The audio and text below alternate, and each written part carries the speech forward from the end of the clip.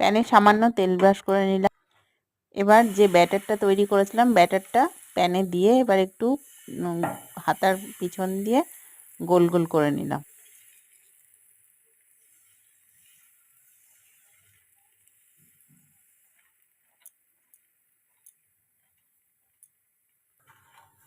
ভেতরে নলেন গুড়ের মাখা সন্দেশটা দিয়ে পুর হিসাবে দিলাম।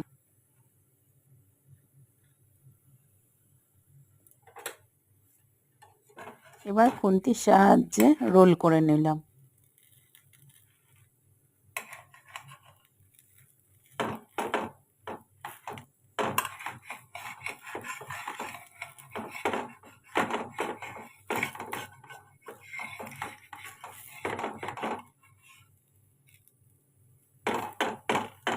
পাটিসাপটা রেডি হয়ে গেল।